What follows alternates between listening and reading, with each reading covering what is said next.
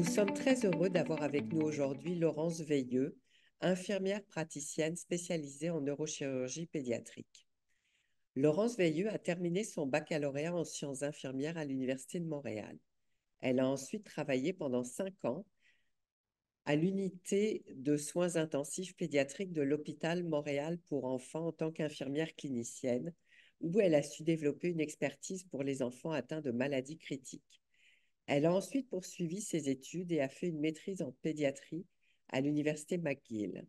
Laurence a un intérêt particulier pour les personnes vivant avec un spina bifida.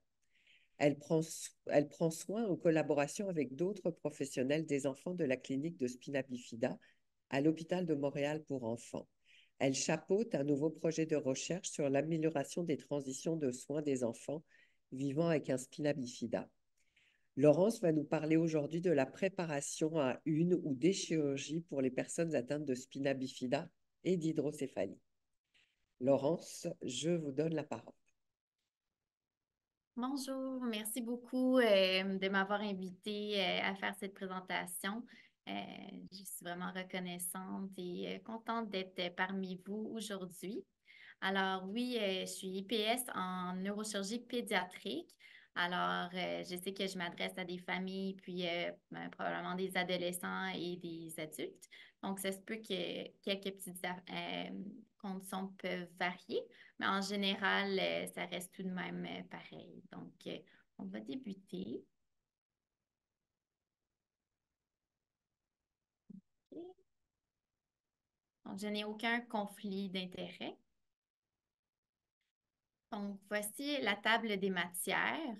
Donc, au début, on va parler un petit peu des différents types de chirurgie que les personnes de spina bifida peuvent avoir. Donc, 5 types les plus courants que les gens qui ont un spina bifida peuvent avoir comme chirurgie. Donc, le syndrome de moelle ancrée, la dysfonction de la dérivation ventriculo-péritonéale, la décompression des chiaries, les chirurgies orthopédiques, les chirurgies urologiques et intestinales. Puis ensuite, la seconde partie ici, ça va traiter davantage de la préparation en général pour une chirurgie et je vais parler des particularités chirurgicales qu'on va avoir parlé ici, si haut, pour les gens avec un spina bifida. Puis on va finir la présentation avec la récupération à la maison, puis des éléments qui nécessitent de consulter un professionnel de la santé. Alors, donc, je vais vous parler de ces 5 types de chirurgie ici. Premièrement, le syndrome de moelle ancrée. Donc, j'aimerais aussi commencer cette présentation en parlant un petit peu de la théorie derrière tout ça, puis être sûr que tout le monde comprenne bien les choses.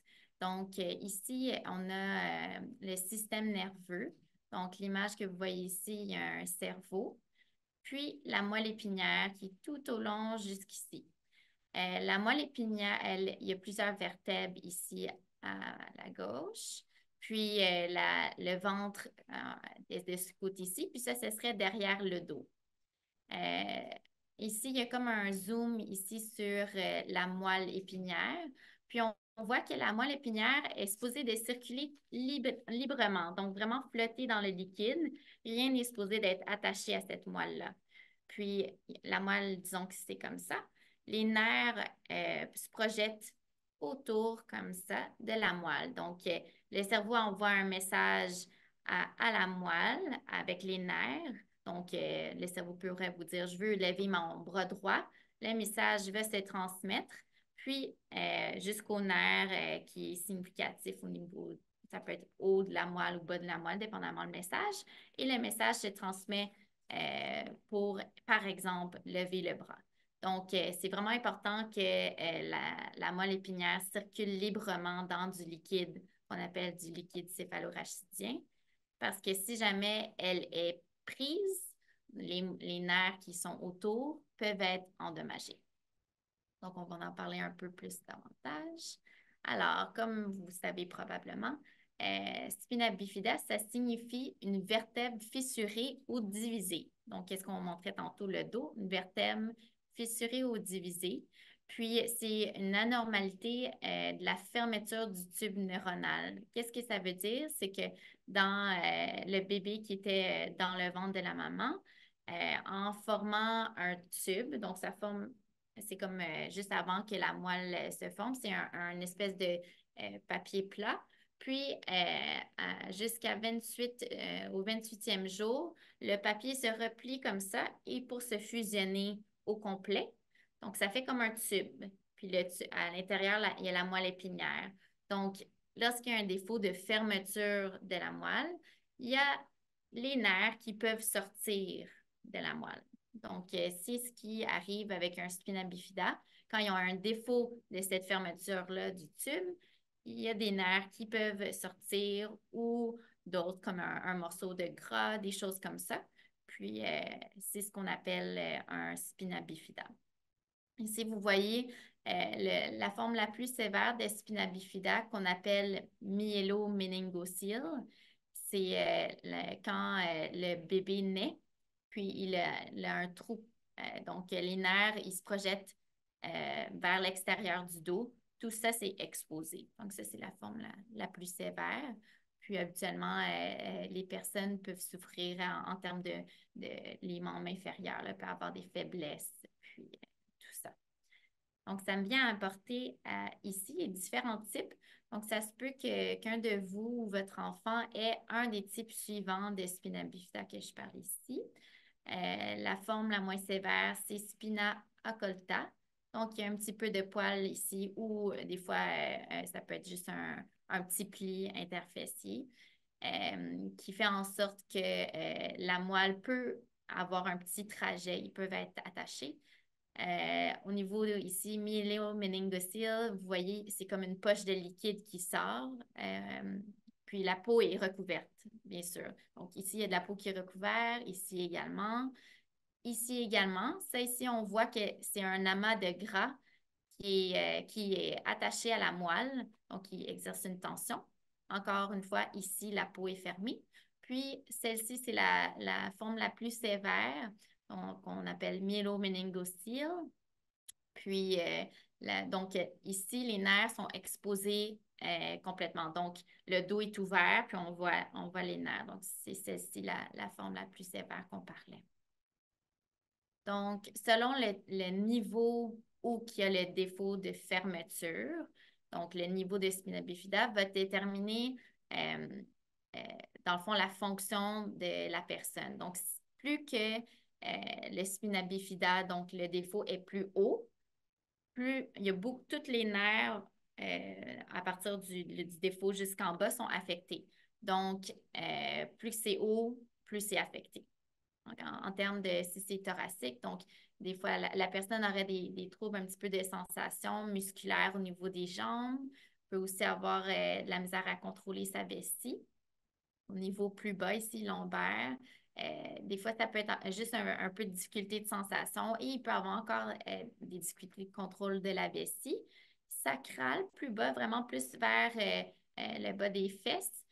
C'est variable. Donc, il y en a qui ils peuvent être très peu affectés, dont d'autres peuvent avoir certaines difficultés peut-être de sensation ou un pied qui est un peu plus faible, mais en général, c'est ça ici. Alors, donc, une des chirurgies les plus communes pour un spina bifida, c'est ce qu'on appelle le syndrome de moelle ancrée. Donc, lorsque, comme je vous expliquais tantôt, la moelle est supposée de circuler librement comme ça dans le liquide. Lorsqu'il y a quelque chose qui attache, comme un morceau de gras, ou si, par exemple, vous aviez déjà eu une chirurgie au début de la vie, donc à la naissance, vous avez une chirurgie pour le spina bifida, il peut avoir du tissu cicatriciel qui reste pris là, et éventuellement, en grandissant, la moelle reste prise. Donc, c'est ce qu'on appelle le syndrome de la moelle ancrée qui est pris avec quelque chose. Donc, quand on a ça, ça cause des symptômes parce que les nerfs autour de où que c'est pris, la moelle, les nerfs autour sont affectés. Donc, les premiers nerfs, c'est la vessie, puis les pieds. Donc, ici, on a l'explication un petit peu de quels symptômes on pourrait avoir. Donc, une nouvelle faiblesse, une douleur au dos, aux jambes, un problème de sensation des membres, une augmentation des spasmes musculaires, surtout au niveau des jambes, un nouveau problème urinaire ou fécal, ou une déformité des pieds. Donc, c'est ici, qu'est-ce que je veux dire par déformité des pieds? Les pieds qui crochissent pourraient être un symptôme de moelle ancrée. Donc, si jamais vous avez un de ces symptômes-là, c'est important d'en parler avec votre neurochirurgien ou professionnel de la santé pour qu'on puisse prendre des démarches, puis faire d'autres examens poussés, puis voir si vous avez besoin d'une chirurgie comme ça pour détacher la moelle.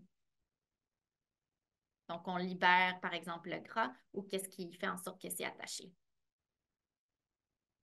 Ah, donc, je viens juste de dire ça. Donc, c'est ça. Donc, la plupart du temps, c'est vraiment ce syndrome de moelle ancrée arrive souvent quand on a une grosse poussée de croissance. Donc, quand il y a une grosse poussée de croissance et la moelle se fait essaie de pousser, là, puis il y a un attachement plus bas. Donc, c'est là qu'on a des symptômes. L'autre chirurgie possible chez des gens avec un spina bifida pourrait être une dysfonction de la dérivation ventriculo-péritonéale. Alors, il y a plusieurs raisons pour lesquelles avoir une dérivation ventriculo-péritonéale. Je vais vous expliquer la raison pour laquelle un spina bifida, le type le plus sévère, donc myélo-méningocyle, lui que qu'il naît, le bébé, les nerfs sont exposés, donc on voit directement, il y a un trou. Donc, qu'est-ce qui arrive chez ces bébés-là? C'est que durant que le bébé est dans le ventre des parents, le liquide qui est supposé d'être autour de la moelle s'échappe au bas, ici. Il s'échappe au bas du dos, dans le ventre de la maman.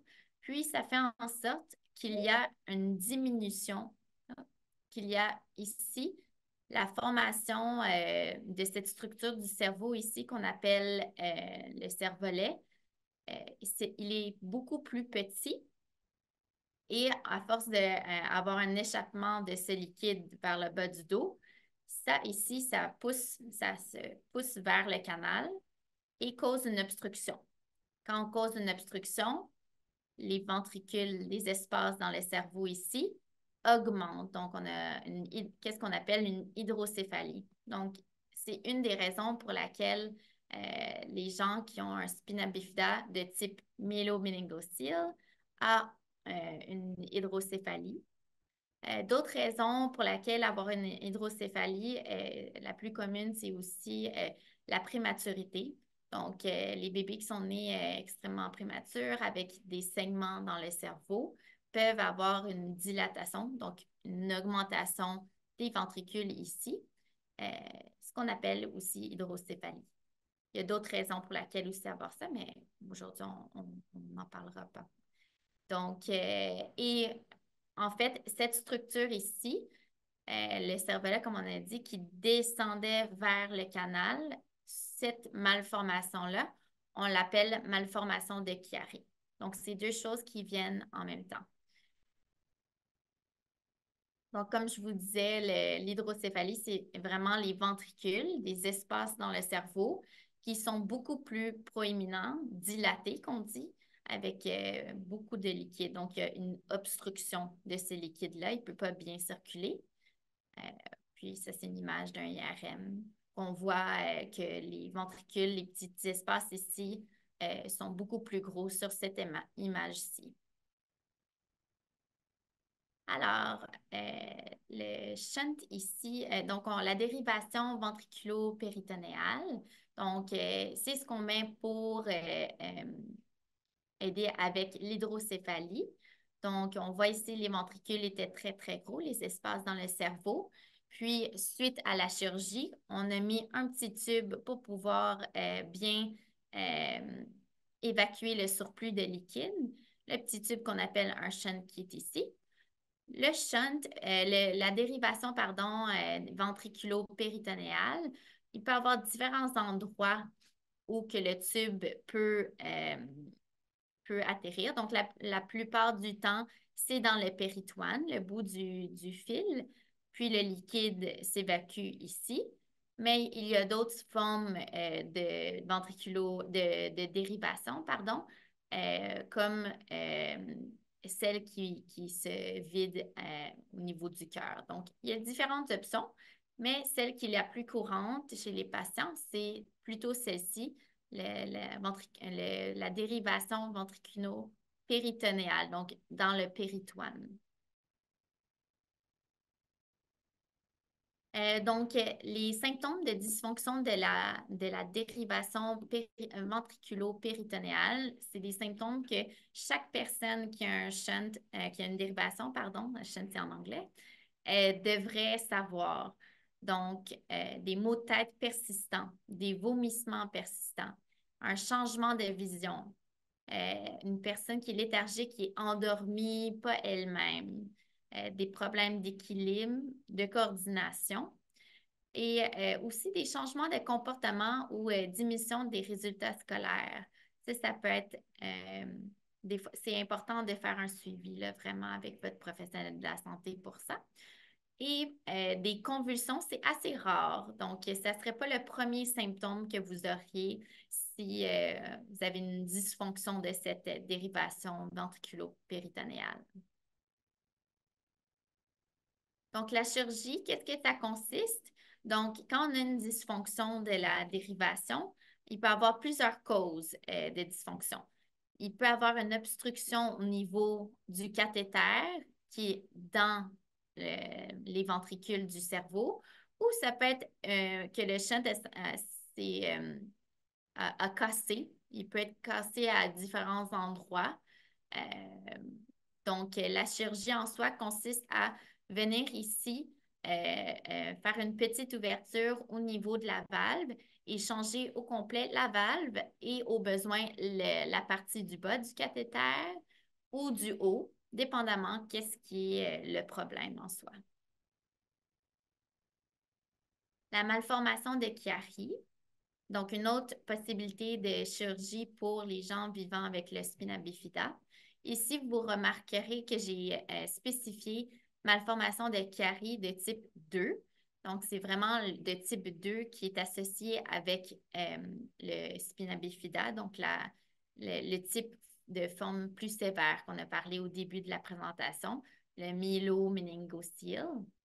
Donc, comme je vous disais ici, c'est le cervelet ici qui a une descente vers la moelle épinière qui cause des symptômes. Donc, ici, on voit sur l'image ici les amygdales cérébelleuses, donc une partie du cervelet, descend vers le bas et cause des symptômes qui pourraient être assez importants. Les symptômes. Donc, c'est vraiment des maux de tête tout à l'arrière de la tête. Donc, des maux de tête en forçant et qui vraiment en arrière, pas en avant, tout en arrière. Donc, des difficultés à avaler. Il peut y avoir de l'apnée du sommeil, des changements de la voix. C'est très particulier. Les changements de la voix, c'est pas quelque chose c'est quelque chose que vous allez reconnaître facilement, qui est très drastique. Aussi, des déficits sensoriels et moteurs, donc la perte de force là, au niveau surtout des membres supérieurs. Ça pourrait être un symptôme et des difficultés de coordination.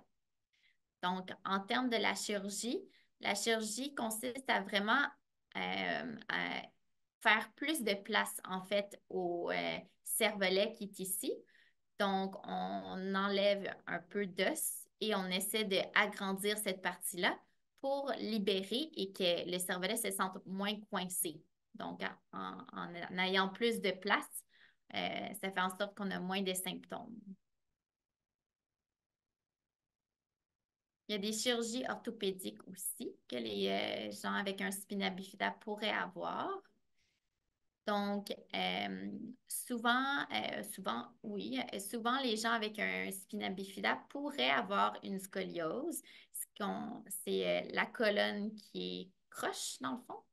Puis, la raison pour laquelle les gens qui ont un spina bifida ont ça ici, c'est soit que la vertèbre, comme je vous avais parlé, qui était fissurée, c'est la définition d'un spina bifida, qui est manquante ou fissurée, cause un déséquilibre de la, la colonne vertébrale qui fait en sorte que ça crée une courbe de plus en plus que la personne grandit. Donc, ça peut être le cas aussi.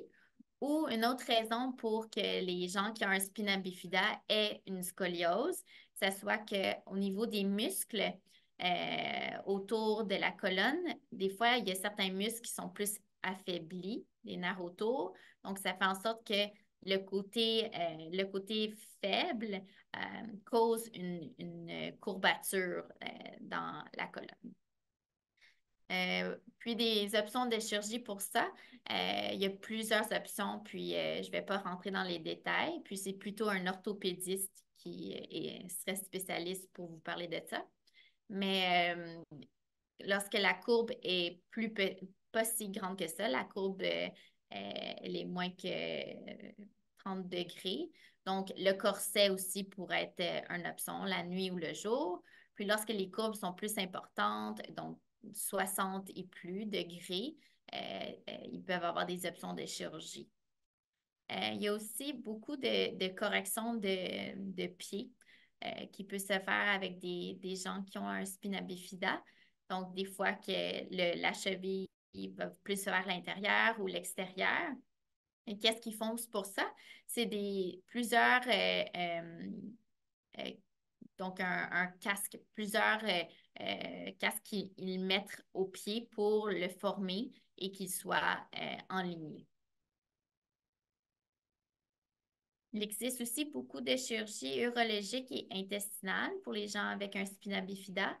Puis, je vais vous expliquer un petit peu les options. Alors, il y a qu'est-ce qu'on appelle un MACE. C'est appelé par le chirurgien qui l'a inventé. Donc, il y a deux options. Il y a deux types, en fait, de chirurgie qui peuvent faire ça. La raison pour laquelle avoir cette chirurgie-là, c'est pour faciliter l'indépendance et faciliter la continence. Donc, quelqu'un qui a beaucoup de fuites intestinales, beaucoup d'incontinence, pourrait avoir cette chirurgie qui consiste à avoir un petit tube. Donc, il relie l'intestin avec un tube qui vient aux surfaces de la peau comme ça. Donc, un tube comme ça pourrait être relié à votre intestin.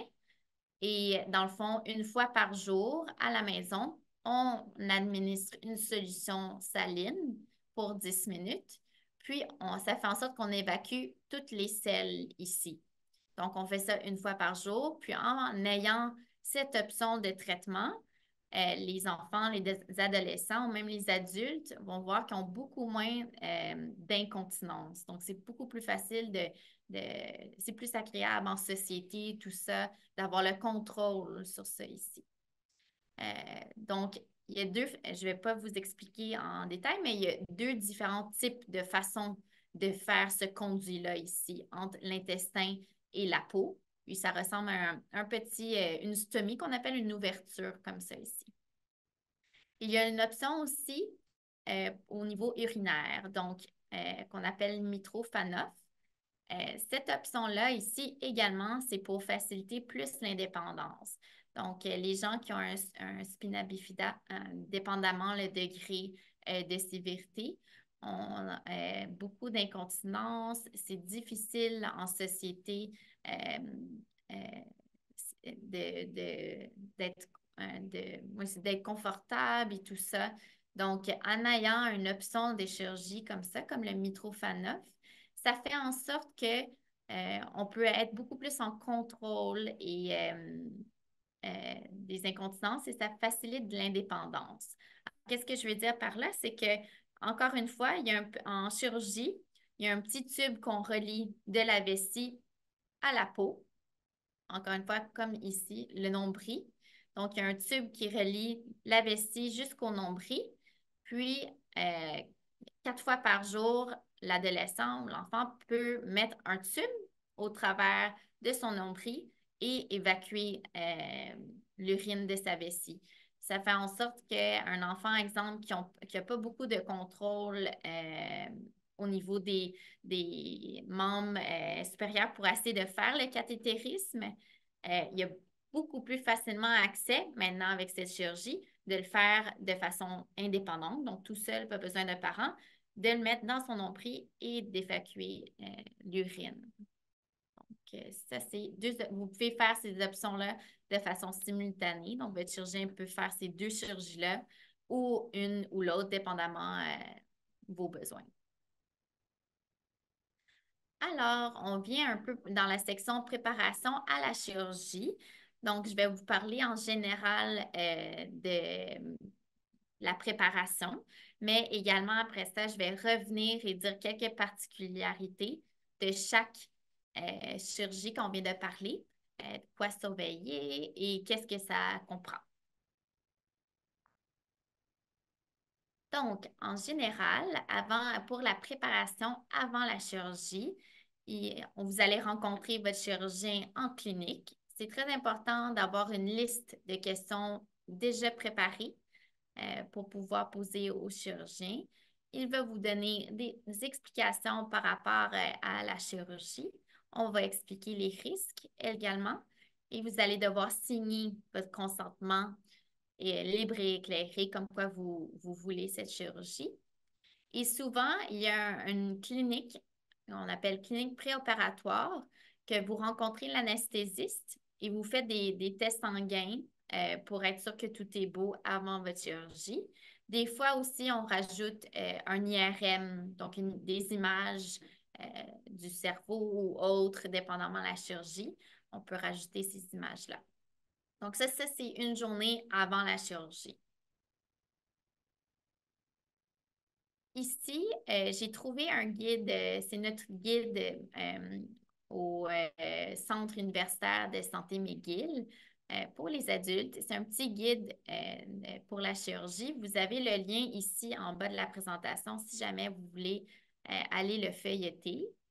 J'ai pris des photos de quelques pages intéressantes pour vous. Alors, c'est important que lorsqu'on a une chirurgie, de vraiment rester actif. Donc, en général, dans la vie de tous les jours, c'est important, mais encore plus lorsqu'on a une chirurgie. Ça va nous aider vraiment en post-opératoire, après la chirurgie, de s'assurer de bien récupérer et que la plaie aussi se guérisse bien. Donc, même chose pour arrêter de fumer. Donc, la fumée de cigarette, fumer fait en sorte que les plaies se guérissent moins bien. Donc, c'est toujours une bonne idée de cesser de fumer la cigarette, non seulement pour la santé en général, mais aussi pour euh, la plaie, la guérison de la plaie en post-opératoire. Naturellement, c'est important de ne pas boire de l'alcool, surtout pas 24 heures avant votre chirurgie, parce que les médicaments qu'on pourrait vous donner pourraient avoir une interaction avec l'alcool. Ça ici, je vous la laisse pour vous. Vous pouvez la lire si vous voulez. C'est quelques éléments qui vous font penser qu'est-ce que vous pourriez apporter le jour de la chirurgie qui pourrait vous être bénéfique.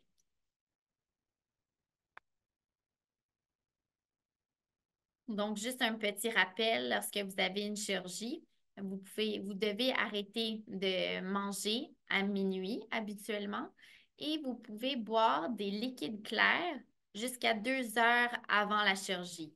Qu'est-ce que je veux dire par ça? C'est qu'ils ont une petite image ici qui vous décrit c'est quoi, mais c'est important de ne pas prendre de liquide euh, non clair. Donc, exemple, du lait ou un jus d'orange avec du pulpe. Ça, c'est des liquides non clairs. Donc, il ne faut pas manger ça avant la chirurgie.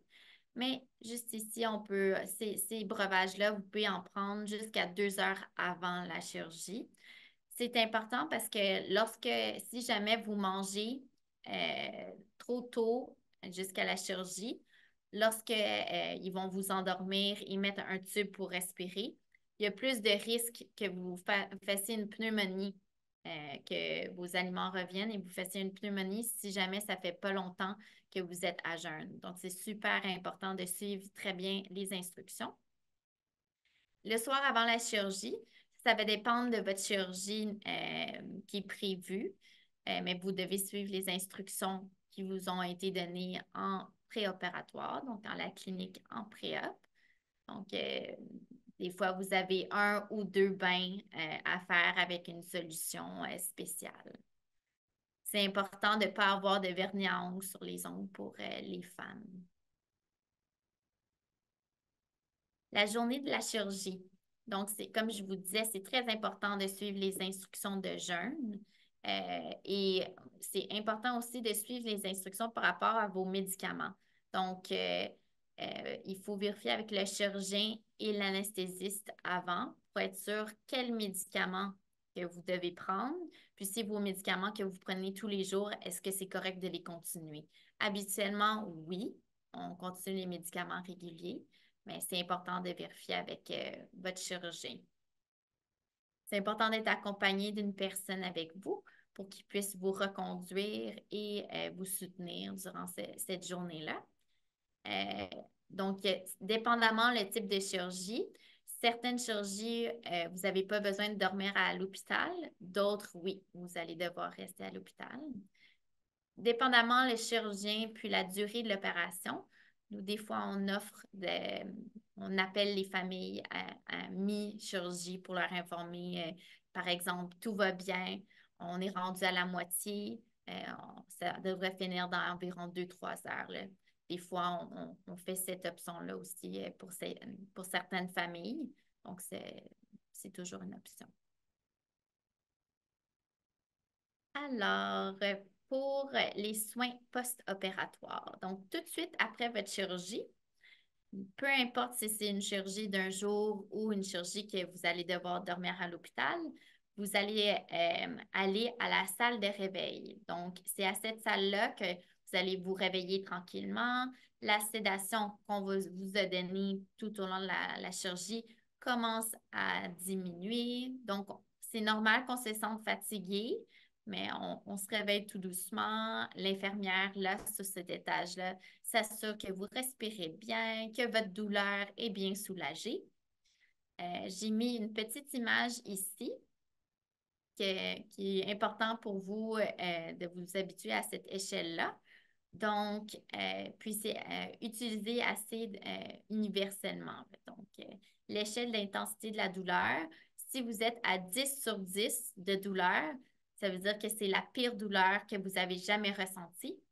Puis 0, c'est pas de douleur. Alors, souvent, les infirmières, les médecins vous demanderont, votre douleur est à combien? Combien sur 10? Donc, c'est une bonne chose de se familiariser avec cette échelle. Vous allez avoir une intraveineuse et, comme je vous disais, ils vont soulager votre douleur au besoin. On a des bons médicaments pour ça. Puis, c'est important de le verbaliser, de le dire aux professionnels de la santé si vous n'êtes pas bien soulagé avec ce qu'on vous donne. Éventuellement, lorsque vous allez être plus réveillé, vous allez pouvoir commencer à boire un petit peu d'eau et éventuellement prendre un repas léger.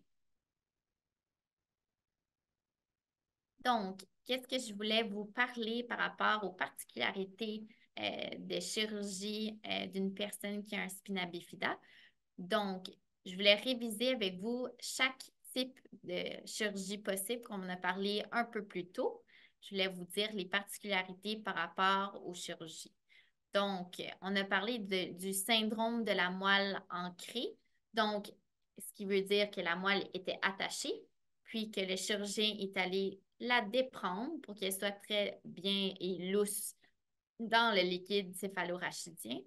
Donc, pour ce type de chirurgie-là, il faut rester en moyenne, ça peut varier par contre d'un chirurgien ou l'autre, mais en moyenne, de 3 à 5 jours à l'hôpital. Pourquoi? Parce qu'il faut sauver la plaie. Il y a des risques que, au niveau de la chirurgie, la plaie, qu'il y ait une fuite un peu du liquide qu'on appelle céphalorachidien. Donc, le liquide que la moelle baigne, lorsqu'on ferme le dos, des fois, ce liquide-là pourrait ressortir un petit peu. C'est assez rare, mais c'est des raisons pour lesquelles vous devez rester plus longtemps à l'hôpital. Donc, ça ici, et être sûr que votre douleur est bien soulagée.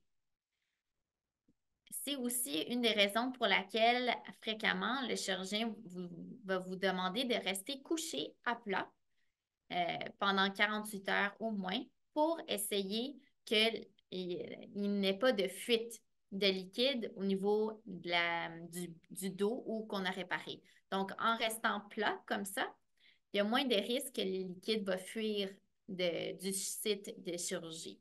Donc, souvent, on demande ça. Puis, par la suite, vous commencez à vous mobiliser de façon tranquillement, pas vite. Puis, éventuellement, vous allez pouvoir retourner à la maison. Si on regarde plutôt la révision de la dérivation ventriculo-péritonéale, donc s'il y a une obstruction de cette dérivation-là, on va en chirurgie pour remplacer la valve et un des deux connexions ou les deux. Lorsqu'on fait ce type de chirurgie-là, souvent, on peut retourner le jour même de la chirurgie. Donc, tout dépend de la personne, si elle a d'autres conditions de santé. Par contre, habituellement, on retourne le jour même. Donc, c'est une chirurgie d'un jour. C'est très important de surveiller les signes de dysfonction de la valve parce que, comme je vous disais plus tôt, en fait, ça ne veut pas dire qu'on fait la chirurgie, on répare la valve aujourd'hui même, que dans une semaine, la valve pourrait cesser de fonctionner. Donc, c'est très possible. On ne sait jamais quand la valve peut arrêter de fonctionner ou qu'elle soit coupée. Donc, c'est important de vraiment connaître les signes de dysfonction de la dérivation ventriculo-péritonéale pour que vous êtes expert et que vous consultez rapidement. Ça peut être une urgence médicale lorsque la dérivation est obstruée. Donc, je vous ai mis ici certains... oups, pardon, il y a 5 à 7 de chances d'infection quand on remplace cette valve par une autre. Et il y a 15 de chances d'avoir des problèmes de cette valve dans les prochains mois. Donc, c'est assez important. Et 50 de chances que la dérivation a des problèmes dans les prochains 2 ans. Donc, comme je vous dis, c'est extrêmement important de savoir les signes et symptômes de dysfonction de la dérivation ventriculo-péritonéale parce que si vous avez un shunt, probablement vous avez déjà eu une ou deux révisions de cette dérivation-là dans votre vie. Si vous n'en avez pas eu, vous êtes très chanceux. Donc, c'est important aussi, dernière mention, de savoir le type de valve que vous avez. Donc, la dérivation, comme je vous disais, c'est comme une petite valve qui va drainer le surplus de liquide dans les espaces du cerveau. Donc, cette valve qui s'ajuste selon le montant de liquide qui doit être drainé a un nom. Donc, c'est important si vous voyagez ou d'avoir le nom de cette valve-là. Parce que si vous avez une complication et que vous êtes en voyage et que vous devez consulter, le chirurgien va vouloir savoir quel est ce type de valve. Donc, c'est important, peut-être si vous ne le savez pas, la prochaine fois que vous voyez votre professionnel de la santé, de demander le type de valve que vous avez. L'autre chirurgie qu'on fait fréquemment avec les gens qui ont un spina bifida, c'est la décompression de Chiari. Donc, comme je vous disais plus tôt, c'est quand la portion du bas du cerveau qu'on appelle le cervelet, il pousse vers le bas, donc vers la moelle, et cause des symptômes. Donc, pour ce type de chirurgie-là, on peut avoir quand même beaucoup de douleur étant donné que c'est derrière le cou. Donc, derrière le cou, on a des muscles et tout ça. Donc, lorsqu'on fait la chirurgie, on doit couper cette portion de muscle-là. Ça peut être assez douloureux en post-opératoire. Alors, tout dépend des symptômes. J'ai une patiente qui est partie après 24 heures de chirurgie. Par contre, j'ai des patients qui partent beaucoup plus tard, donc 5 jours d'hospitalisation. Donc, ça dépend de comment elle est soulagée. Ça dépend si vous avez des nausées, vomissements. Puis, on surveille vraiment aussi la plaie. Donc, encore une fois, on veut s'assurer qu'il n'y a pas de liquide qui fuit au niveau de la plaie. On veut s'assurer que tout est bien beau, propre, puis il n'y a rien qui gonfle. Parce que ça aussi, c'est important de le savoir. Donc, il faut surveiller très, très bien. Euh, Parfait. On va continuer. Les chirurgies orthopédiques. Donc, ici, ça peut varier beaucoup. En termes de scoliose, dépendamment quel type de chirurgie ils font, des fois, quand ils font une chirurgie qui consiste à au complet le dos, donc une fusion de tout le dos pour être sûr que tout est bien droit, vu que c'est une chirurgie très large qui implique tout le dos, souvent, on va rester plus longtemps à l'hôpital pour le soulagement de la douleur. Donc, vous pouvez retenir que probablement vous allez avoir soit une épidurale pour qu'on vous donne du médicament à travers de ça, ou ce qu'on appelle une analgésie contrôlée par le patient. Donc, vous pesez sur un bouton lorsque vous avez mal et on vous donne un médicament. Tout ça, c'est bien contrôlé naturellement, là, les doses et tout. Puis on veut s'assurer que vous n'avez pas de vomissements, que vous avez recommencé à manger et que vous êtes capable de vous mobiliser, aller aux toilettes, tout ça. Ça, c'est toutes des choses en post-opératoire qu'on regarde. Pour une chirurgie intestinale, donc, comme je vous expliquais tantôt, le conduit de l'intestin jusqu'à la surface de la peau pour qu'on puisse vider les selles à chaque 24 heures. Ce type de chirurgie-là, vous restez à environ 2 à 5 jours à l'hôpital. Dans l'ouverture qu'on appelle une stomie, l'ouverture entre la peau et l'intestin, on met un cathéter, donc un petit tube, que ça, le tube, il ne va pas falloir le toucher pour 4 à 6 semaines. Ce petit tube-là, c'est par là on va donner la solution. Puis la solution, comme de l'eau, la solution va aller dans le tuyau et ça va prendre à peu près 10 minutes pour finir, pour que la solution se finisse au complet. Puis par la suite, euh, vous allez pouvoir aller à la salle de bain et évacuer tout au complet l'intestin. La première fois, ça prend à peu près 45 minutes, on dit, de s'asseoir aux toilettes pour évacuer tout ça. Puis vous allez avoir l'enseignement de cette technique-là avec la solution saline avant que vous quittez l'hôpital.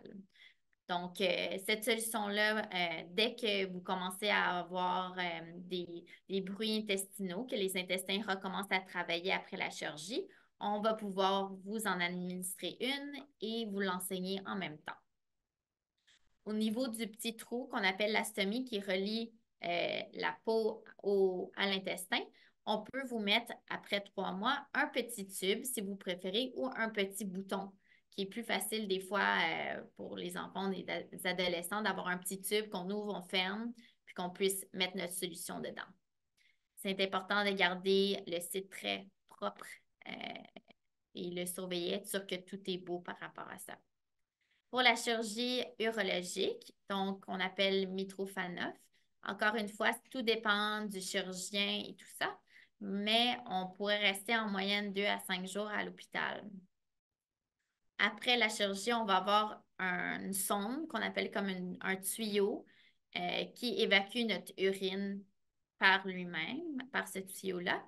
Puis, ça sera seulement après que vous soyez parti de l'hôpital, une fois que vous allez être à la maison, une fois que vous allez avoir le suivi en clinique, qu'on va vous apprendre la technique comment vider votre vessie par ce nouveau trou-là. Donc, on se rappelle, c'est un trou qui relie la vessie à la peau, souvent au niveau du nombril. Donc, on va vous apprendre en clinique par la suite comment mettre le tube dans ce petit trou-là et vider votre vessie. Donc, c'est normal qu'après l'opération, vous ayez un tube et ce tube-là, vous le gardez en place jusqu'à temps que vous allez en clinique. Puis, une fois en clinique, on retire le premier tube et on vous apprend comment mettre votre bon tube, si on peut dire, au niveau de l'ombilic ou au niveau du site pour évacuer le pipi. Donc, tout ça, ça va être appris au fur et à mesure en clinique. La récupération après une chirurgie. Donc, ça ici, c'est des conseils de type général.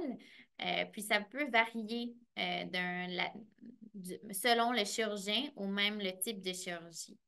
Donc, pour toutes les chirurgies, c'est important de surveiller la plaie, être sûr de la garder bien propre. Donc, qu'est-ce qu'on veut être sûr quand on surveille une plaie? C'est d'être sûr qu'il n'y a pas de rougeur, il n'y a pas d'enflement, que ce n'est pas hyper rouge, qu'il n'y a pas d'écoulement de type jaunâtre ou purulent. Tout ça, il faut regarder ça et être sûr que ça n'apparaît pas. Si on constate qu'il y a des signes comme ça, c'est important de nous rappeler et que vous venez à l'hôpital pour qu'on puisse voir qu'est-ce qui ne va pas. C'est important aussi de continuer à soulager votre douleur. Donc, oui, on vous parle aussi de techniques non pharmaceutiques, donc sans médicaments. Vous pouvez essayer de vous distraire, de lire, de méditer. Mais aussi, c'est important que si ces techniques-là ne fonctionnent pas, de prendre du Tylenol, de l'Advil ou qui vous ont été prescrits par le chirurgien. Souvent, on peut prendre une douche après 48 heures et un bain seulement dans 10 jours. Tout ceci dépend du type de chirurgie, mais souvent, qu'est-ce qu'on ne veut pas, c'est qu'on ne veut pas que, par exemple, si vous avez une chirurgie au niveau de la dérivation ventriculo-péritonéale, on ne veut pas que la tête soit submergée. Donc, ça reste pas mal universel pour chaque chirurgie. Par rapport à se baigner dans un lac ou une piscine, souvent on recommande que vous pouvez le faire après 1 mois. Le retour à l'école ou au travail, c'est à peu près 2 semaines qu'il vous faut là, de récupération avant d'y retourner. Moi, je travaille avec les enfants, donc certains enfants, après une semaine, les parents jugent et l'enfant qui sont corrects pour retourner à l'école, c'est toujours possible. C'est selon le type de chirurgie, la sévérité de la chirurgie là, et tout ça. Le retour progressif au sport, bien sûr, après 1 mois. Donc, on attend vraiment le 1 mois pour être sûr qu'on est sécuritaire. Et le sport de contact, ça tout dépendant la chirurgie, mais c'est environ habituellement 3 mois qu'on attend avant de recommencer les sports de contact. Donc ici, je voulais juste mettre de l'emphase sur l'importance de téléphoner votre chirurgien si vous avez une fièvre, si l'incision au niveau du site chirurgical, comme vous voyez ici, a de l'écoulement jaunâtre ou qui est très enflé ou rouge, des nausées, vomissements. Donc, naturellement, si vous n'êtes pas capable de manger ou garder rien dans votre corps, c'est très important de nous contacter. De la douleur qui n'est pas soulagée par vos médicaments qu'on vous a prescrits. Bon, Tylenol, Advil ne fonctionne pas. Rappelez-nous, c'est peut-être pas normal que vous avez autant de douleur. Des difficultés à respirer, ça c'est un petit peu plus pour l'adulte, et un enflement au niveau de la jambe qu'on pourrait croire à un petit caillou qui aurait peut-être eu un impact là. Naturellement, si vous avez une sensation de brûlure, de vessie, tout ça, de contacter le médecin. Donc, j'ai encore ici insisté que le gonflement autour d'un site de chirurgie, donc autour de la plaie, ça peut être, oui, de l'enflement normal. Par contre, ça peut être une fuite de liquide. Donc, tout au long de la présentation, je disais la fuite de liquide céphalo-rachidien. C'est vraiment que lorsqu'on ouvre, même au niveau du cou, pour une malformation de Chiari, ou même au bas du dos, quand on va désancrer la moelle pour qu'elle soit bien lousse dans le canal, nous, on ferme toutes les couches. Donc, il y a la moelle, on ferme toutes les couches de la peau, le muscle, tout ça et on ne veut pas que le liquide fuit. Si le liquide fuit, c'est une urgence médicale. Donc, vous pourriez avoir une méningite et tout ça. Je ne veux pas vous faire peur, mais c'est pour ça que c'est important de bien surveiller la plaie et être sûr qu'il n'y a pas de l'eau comme un type d'eau, du liquide qui s'accumule là. Si la plaie reste fermée, mais vous constatez qu'il y a un gonflement de type comme d'eau autour, mais il n'y a rien qui sort de la plaie, on veut quand même que vous nous appeliez parce que ça se peut que le liquide, il y a une fuite, mais le liquide s'accumule en dessous de la peau encore. Donc, c'est important que vous nous contactez parce que vous l'avez attrapé juste à temps que probablement que ça va ouvrir. Donc, c'est des messages très importants à retenir et nous contacter le plus rapidement possible. Donc, ça conclut la présentation. J'espère que vous avez appris des choses par rapport au type de chirurgie qu'une personne qui a un spina bifida ou de l'hydrocéphalie ont. Puis, j'espère que ça a été clair pour vous. Merci.